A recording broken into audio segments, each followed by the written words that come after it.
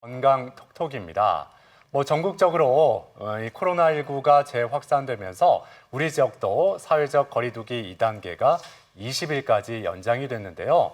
대전을 비롯한 충청권에서 연이어 확진자가 발생하면서 시민들의 우려가 커지고 있어요. 맞습니다. 수도권의 강화된 사회적 거리두기로 이 확진자 수가 줄어들고 있긴 하지만 매 100명 이상의 신규 확진자가 늘어가고 있는데요. 이 코로나19가 언제 끝날지 정말 걱정이 큽니다. 그렇습니다.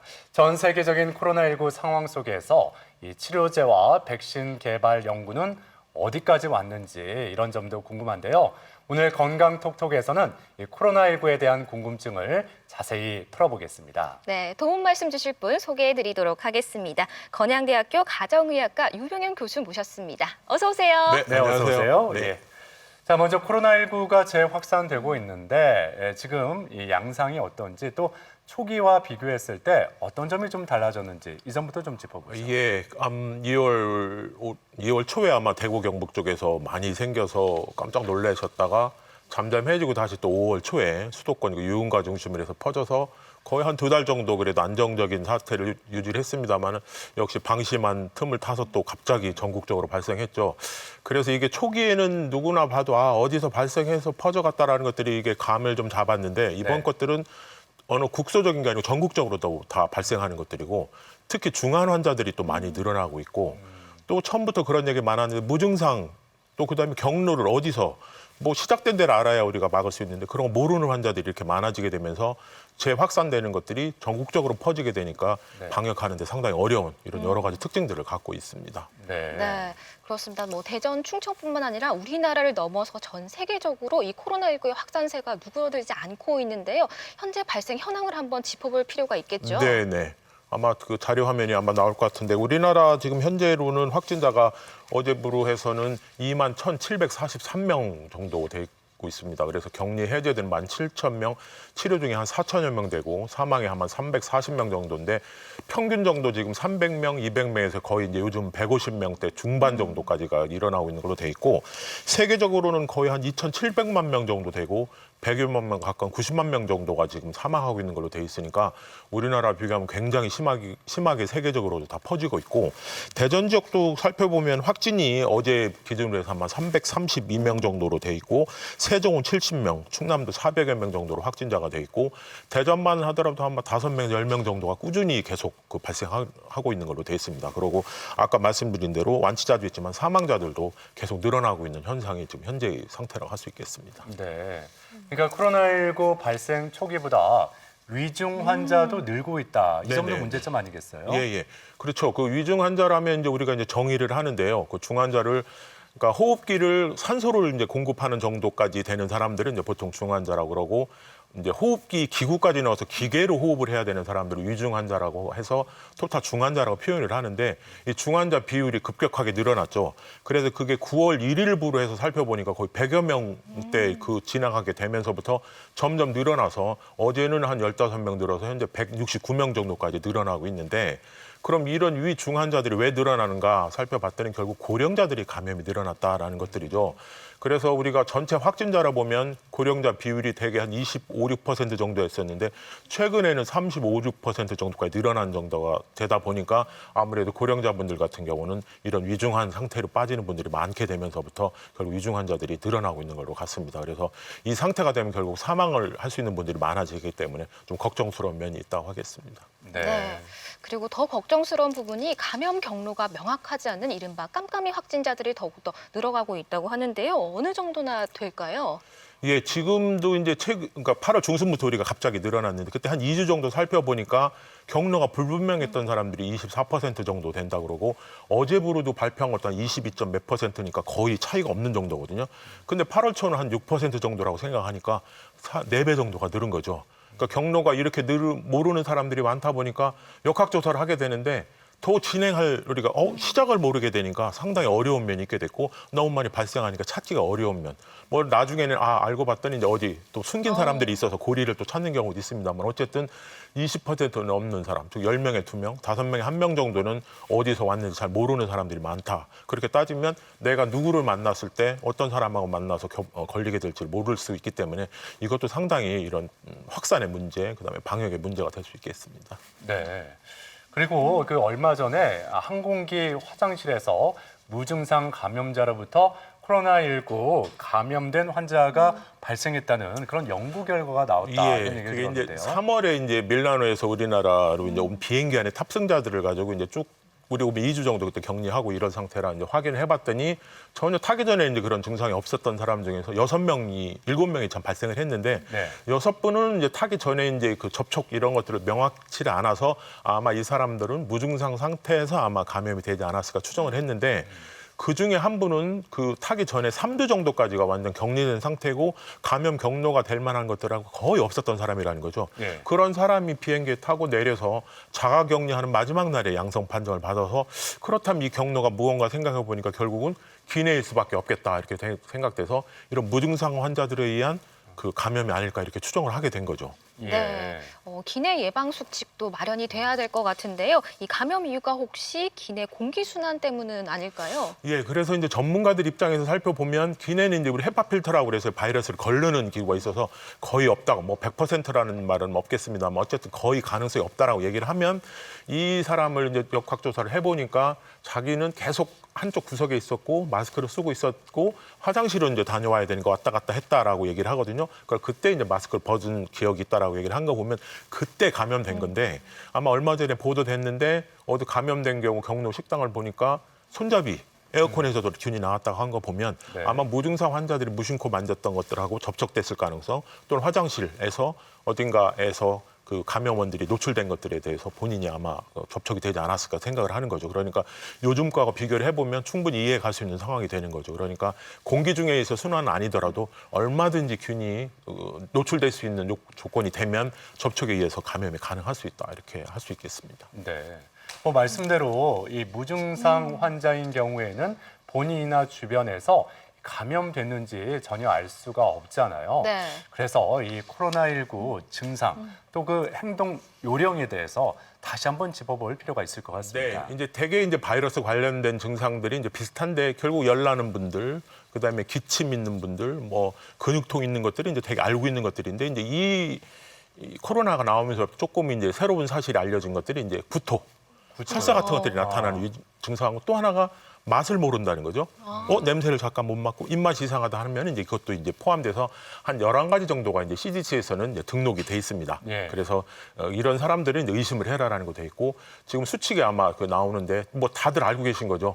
외출하는 것도 다 조심해야 되고 마스크 착용을 해야 되고 그다음에 그 방문하는 거 자제하고 그다음에 2m 이상의 간격을 띠고 하는 생활 수칙들은 너무나 잘 알고 있는 것들이죠. 그래서 지금도 이렇게 생기는 것들을 보면 잠깐 방심해서 같이 괜찮겠지 하고 마스크 풀고 먹다 보면 생기는 것들이니까 결국은 떨어지는 것들, 가리는 것들 이런 것들이 아마 기본적인 방역이고 그다음에 중요한 거는 새로운 걸 만지고 나면 항상 손을 닦는 것들이 정말 해야 될 그 방역 수칙이 아닐까 이렇게 생각을 합니다. 근데 네. 말씀 중에 그 구토증 그 배탈이 설사가 이게 또 새로운 증상 중에 하나다 말씀을 해주셨는데 근데 우리가 뭐 좀 잘못 먹었어도 맞아요. 이런 증상이 나타나는데 열이 없이 이런 증상이 나타나면 괜찮은 건지 아니면 열이 없어도 뭐 구토나 설사가 있을 때 의심해 봐야 되는 건지 어떻습니까? 그건 참 명확히 얘기하기 어렵네요. 어렵나요? 무증상 환자가 있을 예. 수 있기 때문에 그렇다면 만약 구토 설사가 나면 원인을 살펴봐야죠. 혹시라도 내가 전에 먹은 음식 중에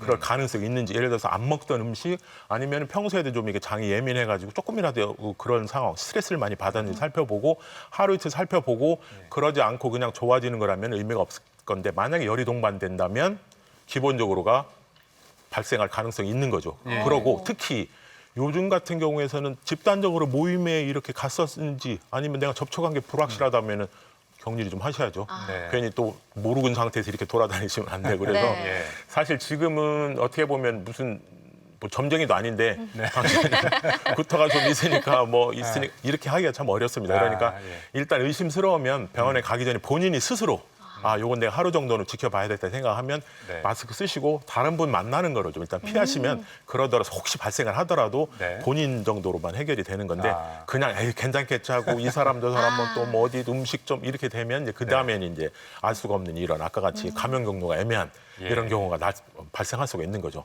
그렇기 때문에 이런 증상들 애매한 증상 특히 열난다고 그래서 저도 이제 요즘 환자 보다 보면 열나는 분들 2번 코로나다까지 검사 받고 괜찮은 분들이 있는데 보면 신우신염이라고 그래서 콩팥쪽 염증 생긴 분들도 있거든요. 예. 왜냐면 그분도 구토를 하거든요. 그리고 열나면 당연히 병원에 요즘 못 들어오고 당연히 선별해서 검사를 하게 되거든요. 네네. 과거 같으면 여러 가지 진찰도 해보고 해보면 이미 진단됐을 환자들이 어쩔 수 없는 이런 괴로움을 겪게 되는 것들이 있습니다. 그래서 네. 비슷한 증상이 있을 때는 일단은 쉬었다 가는 것들이 맞는 것 같습니다. 그게 중요하군요. 네, 예. 뭐 일단 거리두기가 가장 중요할 것 같습니다. 네, 또 현재 무증상 경증 환자는 생활치료센터로 이송된다고 들었는데요. 초기보다 확진자 격리 해제 기준이 많이 완화되었다고 들었어요. 초기에 이제 우리가 대구에서 막 너무 많이 발생했을 때는 어쩔 수 없이 이제 증상이 가볍거나 증상 없는 사람들은 생활치료센터를 갔죠.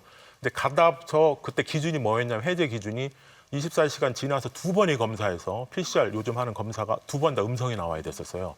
그러다 보니까 심지어는 100일 이상 있는 사람도 있는 거예요. 아무 증상도 없는데 좀이 쓰실 정도로 아파서 괜찮아 나가고 싶은데 그러다 보니까 이제 이번에 이제 검사를 확진자들과 쭉 하다 보니까 발병하고 4일 정도 지난 사람들이 접촉을 한 사람들은 발병이 없더라. 네. 그다음에 10일 정도 지나가지고 배양을 해보니까 균이 안 나오더라라는 거죠.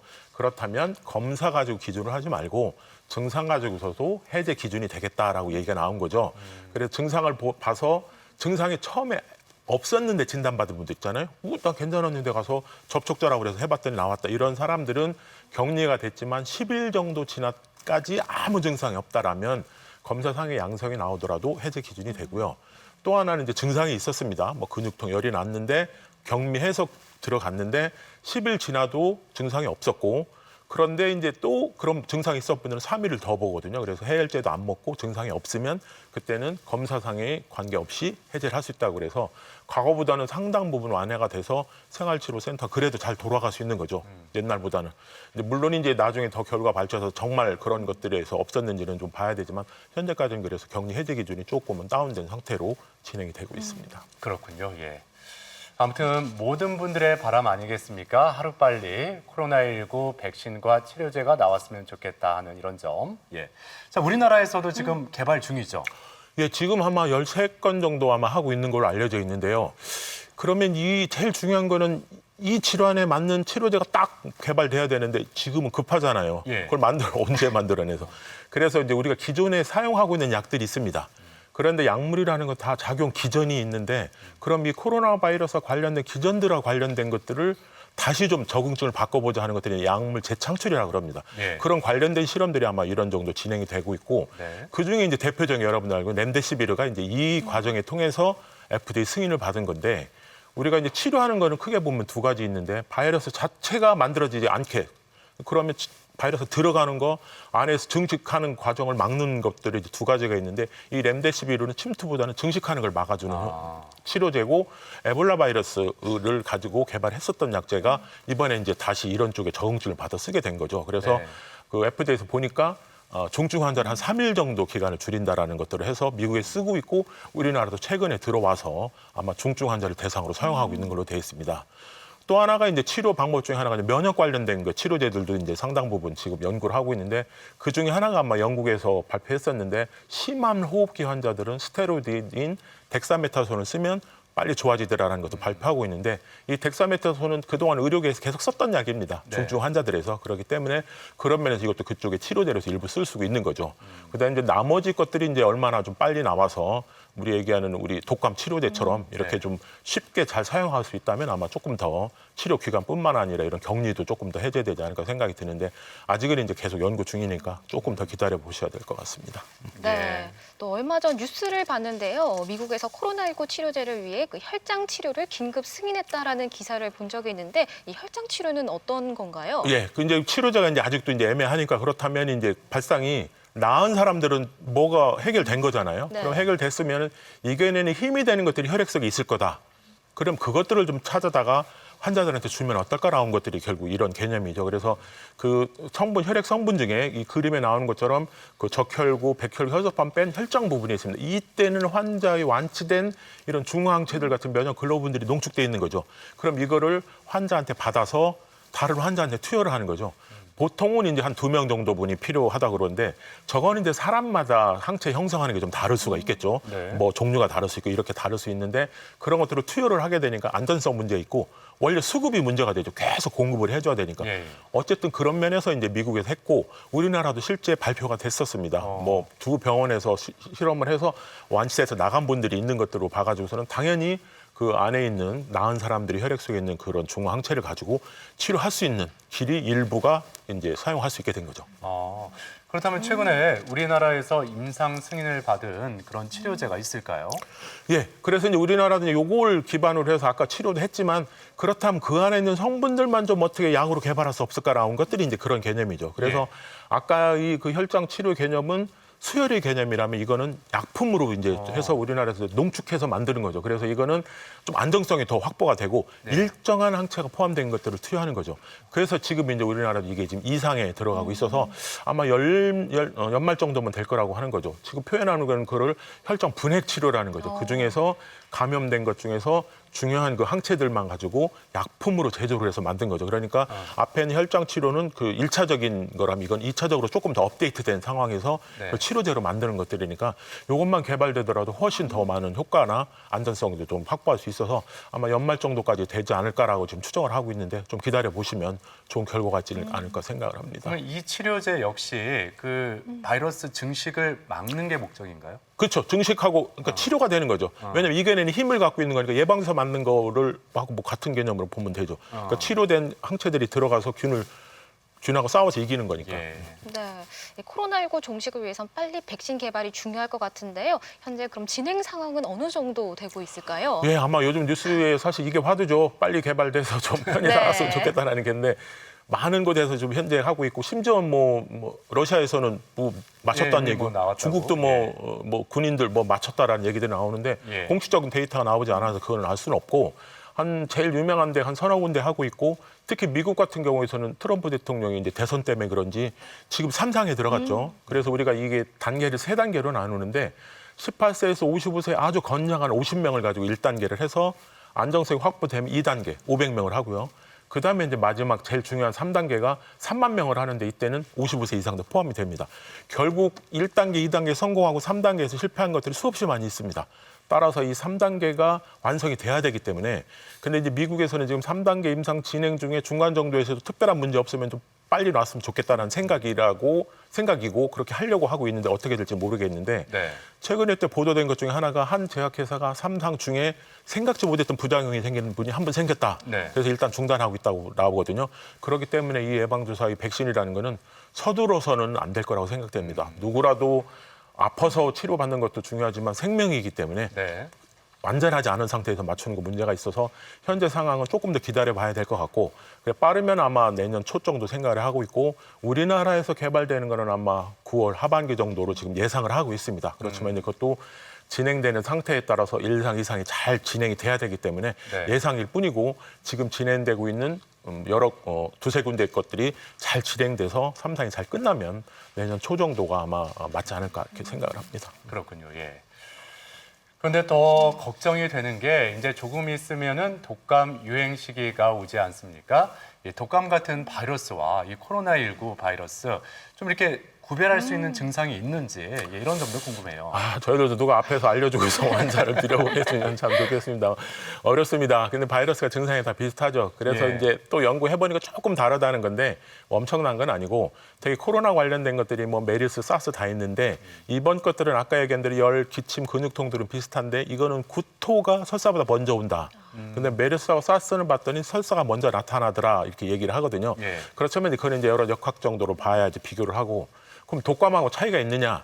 뭐 구별을 하면 독감은 근육통 뭐 이런 두통이 먼저 오고 발열이 온다라고 얘기를 하는데 환자분들이 사실 그렇게 명확하게 알기 어렵습니다. 그렇죠, 며칠 전부터 뭐 몸이 쑤시고 열이 났다지 근육통이 있고요. 하루 지났더니 열이 이렇게 하는 것도 별로 없어서 사실 증상 하나만 갖고 와서 이게 코로나입니까 독감인가 하기는 참 어렵고 그래서 독감은 이미 그동안에 모든 뭐 개인병원들 다 있습니다. 키트가. 네. 검사하면 뭐 5분, 10분, 뭐 30분 이내에 다 나오는 것들이 있는데 물론 그중에도 위 음성이 있죠. 그러니까 있는데 안 나오거나 빨리 검사하거나 이럴 수가 있는데 어쨌든 그런 키트가 있고 코로나도 지금은 6시간이 걸리지만 지금 나라에서는 2개를 동시에 해서 좀 30분에 할 수 있는 키트를 좀 승인 여부를 아마 생각하고 있는 것 같습니다. 만약에 네. 그것만 돼도 조금은 날 텐데 요즘 발표한 것처럼 코로나와 독감 동시에 걸린 분도 나오거든요. 그렇죠. 예. 이제 그러다 보면 이제 정말 어떨지 모르겠습니다. 그래서 이제 독감을 올해는 그 무료 접종도 늘리고 네. 가능하면 그런 위험군이 있는 분들은 좀 빨리 맞으셔서 최소한도 전파만 좀 막아줘도 이런 구별을 해야 되는 일들이 좀 안 생기는 그렇게 됐으면 좋겠습니다. 그래서 증상 갖고는 구별이 쉽지 않다 이렇게 예. 생각하면 되고 어쨌든 증상이 그런 열, 근육통 나타나면 오셔서 코로나가 일단 현재는 제일 중요하니까 네. 먼저 검사하고 아닐 때 이제 뭐 독감 순서대로 이렇게 맞춰서 치료를 하는 게 맞지 않을까 생각을 합니다. 예. 네. 건강톡톡 코로나19 재확산과 관련해서 짚어보고 있는데요. 이번에는 시청자 여러분들의 궁금증도 함께 풀어보도록 하겠습니다. 네, 첫 번째 질문은요. 40대 남성입니다. 저는 10년 넘게 흡연을 하고 있는데요. 혹시 담배가 코로나19 증상을 더 악화시키는 건 아닌가요? 라고 질문 주셨어요. 저건 무조건 악화시키고요. 그다음에 또 이게 흡연이 우리가 옛날처럼 뭐 아무 데나 가서 필 수 없잖아요. 흡연 구역이 있잖아요. 네. 흡연 구역에 모여가지고 마스크 벗고 이게 쉽지 않죠. 그러고 담배 피는 사람들하고 차이를 봤더니 중증 환자 또는 호흡기 관련된 사망 이런 것들이 2배 정도 높은 걸로 돼 있고 심지어 어떤 경우는 10배까지 차이 난다까지 보고를 하고 있어서 기본적으로 호흡기 관련된 증상들을 유발하고 악화시킬 수 있는 조건이 되기 때문에 흡연자들은 절대 금연을 해야 되고 혹시 피더라도 많이 모인 데 가지 마시고 혼자 주위 사람들하고 접촉해서 옮기지만 혼자 피는 게 있어서 흡연은 정말로 이번 기회에 정말 코로나 때문에라도 네. 한번 끊는 거 그러면 적극적으로 검토를 해보시길 바랍니다. 그렇군요. 예. 다음 질문입니다. 50대 여성인데 날씨가 더워서 KF80이나 KF94 너무 답답합니다.